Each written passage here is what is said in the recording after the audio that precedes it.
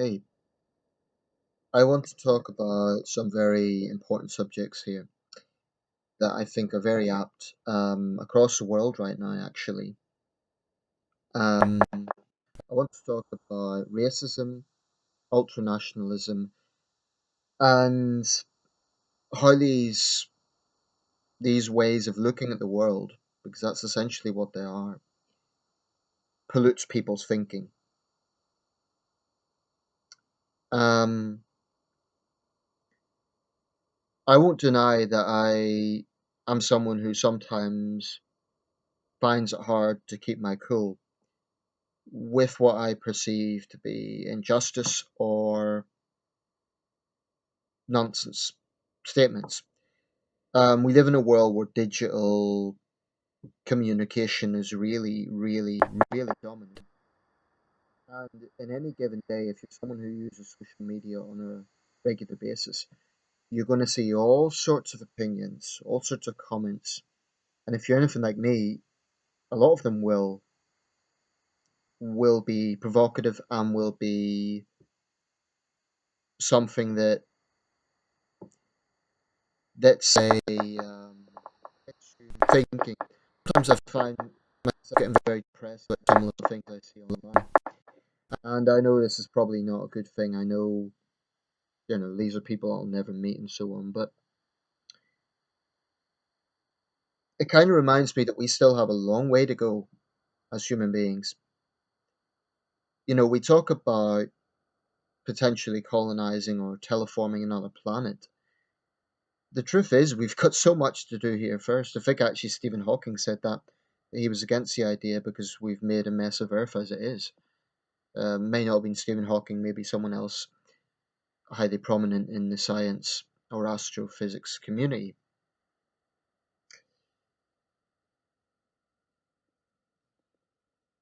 I'm going to talk about how I try to go through life and how I try to go through my interactions with other people. Um, I'd be lying if I said I was a pacifist because I'm not.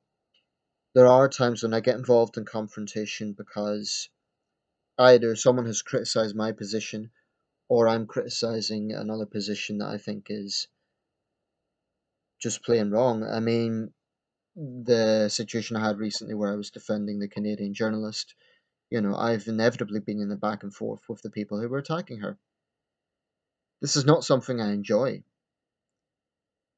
but it's interesting. I was speaking to a friend today, and my friend was telling me how she always tries to avoid confrontation, and I really respect that. I know there's a lot of people who take that viewpoint, but for me, I couldn't do that because it's not that I enjoy confrontation, but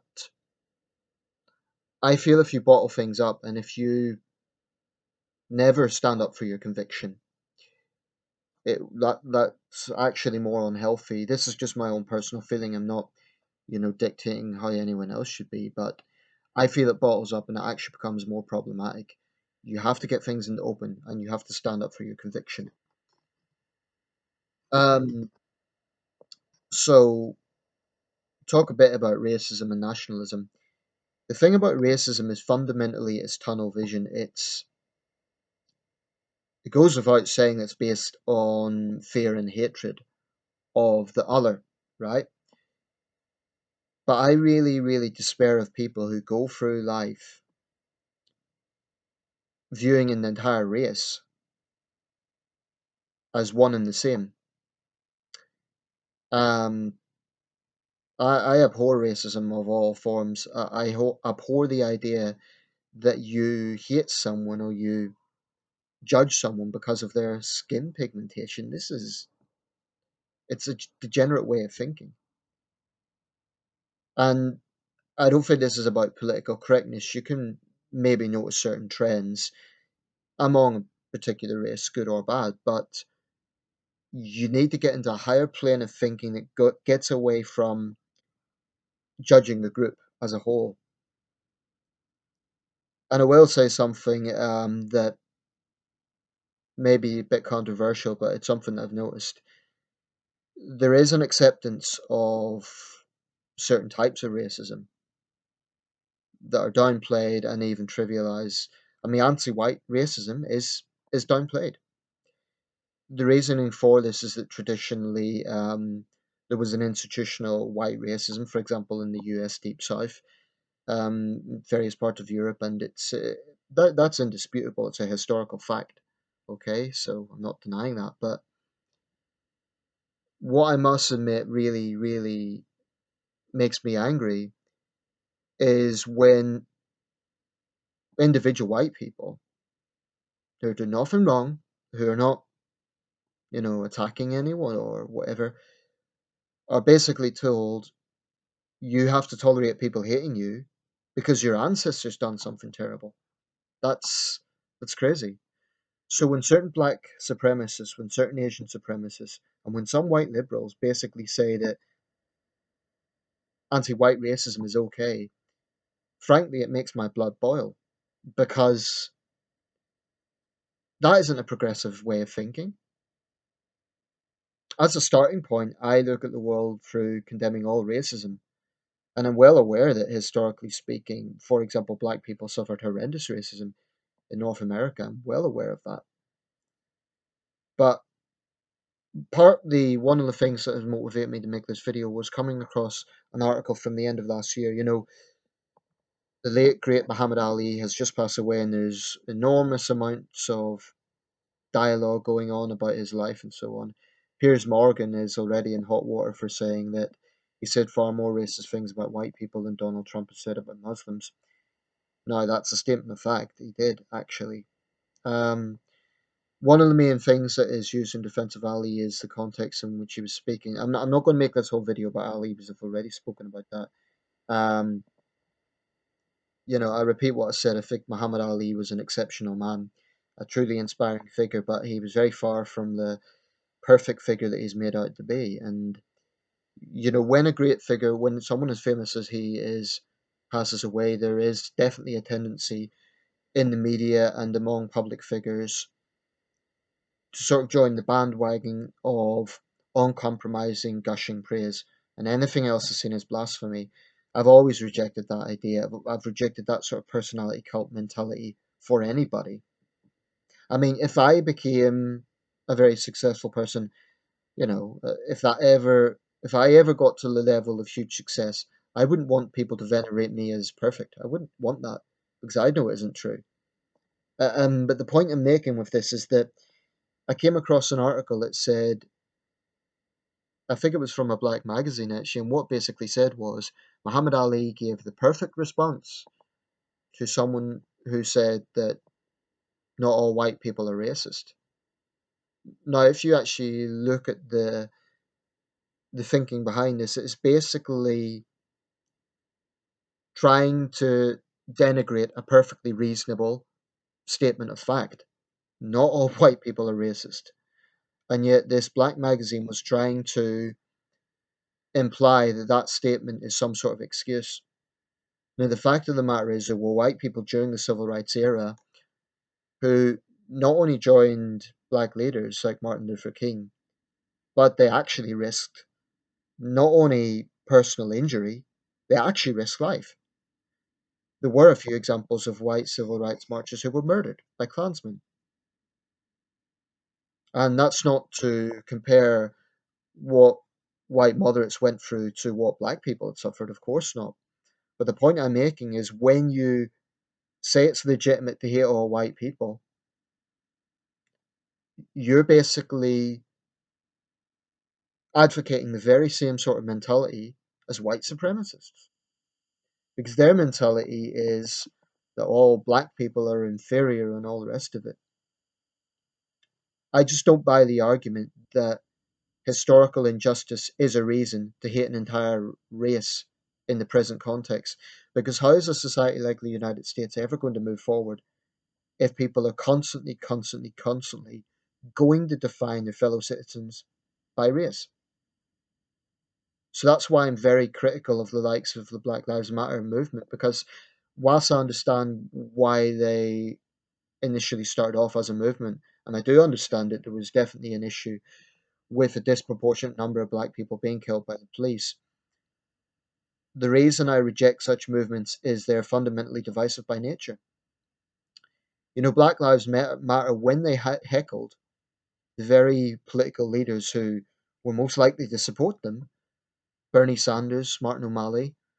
That to me just indicated that far from being a progressive movement that's trying to bring people together, that's trying to genuinely tackle racism, it's actually a very narrow movement with a very narrow agenda. Now, from my perspective, the political left, especially the white political left, for want of a better term, and I don't like to talk in terms of color, but this is a fact. There are a lot of white liberals who themselves just won't. They basically pander to black racism.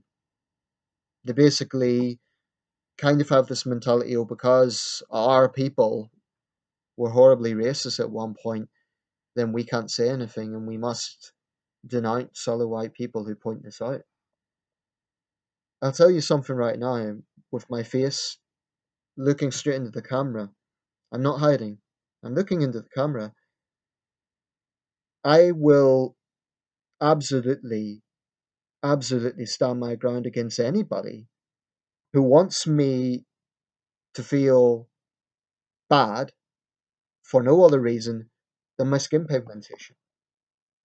I will fight anyone who has that mentality. I'm not talking about physically fighting them, but in terms of argument, because it is such a stupid mentality. Um, by the same token, I will absolutely, unequivocally condemn white racists who look down on black people, who look down on Asian people, who look down on Hispanic people. If you claim to oppose racism, hand on heart, sincerely, you have to oppose all racism. Because individuals are responsible for their own thinking, their own mentality. You cannot blame historical injustices for your actions and your mentality. And what's ironic about a lot of this is that the very message that Martin Luther King sent out about little black boys and little black girls living side by side with little white boys and little white girls, that message actually seems to have been overshadowed by the divisive nature of a lot of the movements that are out there. And it does make me angry because it's unnecessary. I'm someone who is very confident in who he is, but I'm not confident because I'm a white guy. That's irrelevant to me. It's something that I have no choice over. Now, I appreciate if you grow up black in America in the 50s and 60s, it is going to have an influence on your identity. But for me, this is a bit like the issue of sexual orientation. If you define yourself solely by something that's beyond your control, it's actually a little bit boring, but to me, it's a really regressive way of thinking. So if you define yourself solely as a gay man, or as a black man, or as a white man, where's your character? Where is you, the person? What are your values? Not your values as a black man, not your values as a white man, not your values as a gay man. What is your values as you? I think this is a very valid and reasonable point. And the reason it pisses me off when I see people sort of downplaying anti-white racist attitudes is that it's sort of an assumption that because white people didn't go through that institutional racism, then it's trivial, it's not a big deal. But when you actually look at the implications of it, it downplays situations where there actually have been racist murders of white people, and there have. Here in the UK, in Glasgow, about 10 years ago, there was a white teenager murdered for being white. For being white. An Asian gang had went out of their way to find the first white person they came across. He was in the wrong place at the wrong time. It's a phrase I don't like, but that's what it was. He was brutally murdered. I remember at the time the BBC was criticised for not covering it. It was a very secondary story. An equally horrific murder, Stephen Lawrence, young black man, got widespread national coverage. I think the only way that we're going to get into a post-racial society, and I'm saying this in the British context because although it's a lot less intense than the American example, we're very far from perfect in terms of racial harmony in this country. I think the only way to get into a post-racial society is for people to look beyond race. Now, that might sound very, very naive on my part, but this comes down to individual responsibility. That's why I'm very, very wary of any group that is pandering solely to one demographic. If you have a situation where there is active discrimination going on, I appreciate that there is going to be a specific movement for that. But I'm wary of Black Lives Matter for the same reason that I am wary of the Women's Equality Party or any other movement that is catering solely for one demographic. In my opinion, even if you say that you're inclusive, the divisive nature is inherently there. And don't get me wrong, there's nothing wrong with speaking up about injustice, and there's, in fact, it's essential that you do speak up against injustice, and that issues are raised. So it's completely valid that there is a debate and there are campaigns against legitimate cases where there is white police officers beating black guys. But surely, if the issue is about police brutality, the same condemnation should be leveled against black police officers who inflict brutality. I just cannot stand the hypocrisy that is so clearly out there. And here's the thing, right? As a white guy, what do I feel are my responsibilities? I feel my responsibilities are to be honest about history, so not downplay the horrible things that have happened in the past. I'm well aware of Jim Crow. I'm well aware of the fact that black men were lynched up until the 1940s simply for looking at a white woman. This was horrible. In fact, this year marks the centenary of Jesse Washington's lynching. He was a young black man lynched in Waco, Texas, 1916. In my opinion, it was one of the most horrible examples of lynching. So I'm well aware of that history, and if I was a black man in America, I'd be acutely aware of it. Would that be a reason to hit all white people? No, no. Because even at that time, when the most vicious racism was going on, there were white Americans who knew it was wrong and were trying to speak up and do something about it. I totally understand, there's the emotional impact here. It's a bit like if you're a victim of crime being told that, oh, well, your area is rough, but the rest of the city is fine, isn't going to make you feel better. So if you're a black person and you've been roughed up by a white gang, obviously the emotional impact of that is going to be very, very, very powerful. Remember, in the 1990s, there was a phenomenon called Black Rage, which was actually used as a defense in several high-profile cases where black suspects went on a rampage, and that was cited as a psychological example for historic injustice and so on. Um, but like I say, if you define yourself solely by race, what does that say about your character? It says it's quite boring. It says that you are incapable of seeing beyond that, as far as I'm concerned. I mean, if you have suffered from white racists and you're looking at me, and your first thought to this video is white guy, hostility, I'm going to attack this guy for his opinions, and I'm not going to listen to what he's saying. I'm just going to attack him, not actually listen to what he's saying. That is just the sort of mentality that I'm talking about. I certainly don't see myself as a representative of my people. I don't even consider white people to be my people. To be quite honest, I don't even consider, I don't have such a thing as my people. I'm a citizen of the world. Yes, I'm British. Yes, I'm a Westerner. Yes, I'm white. And those are part of well, the British thing is part of my identity, but all of that still, it's only part of me. It's not me. It's not me, Nathan Hazlett. So I really, really wish more people could be a bit more. I'm not trying to imply I'm holier than thou or anything like that. I don't want to seem vain by saying these things, but I wish more people could sort of look above demographics. And it's difficult when you have media bombarding you from left and right with opinions, with. I definitely think the media has a large part to play. That goes without saying. All I would say to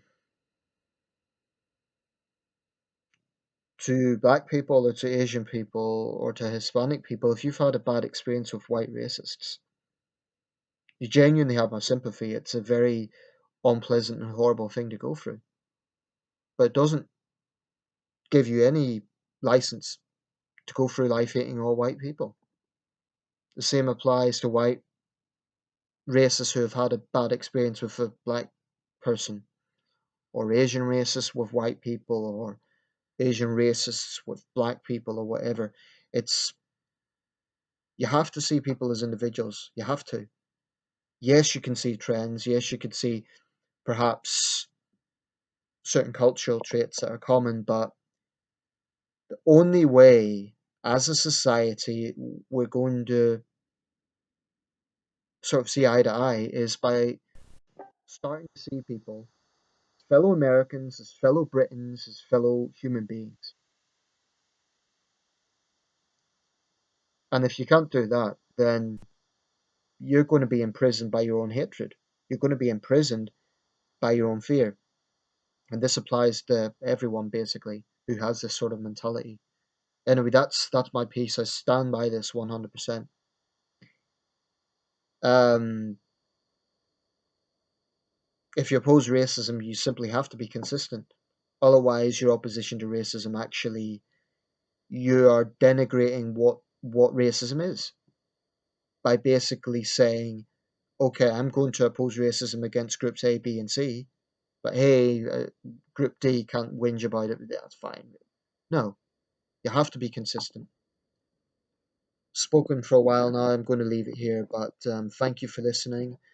Um, for my part, I will always challenge people who I think are wrong, who I think are being extreme.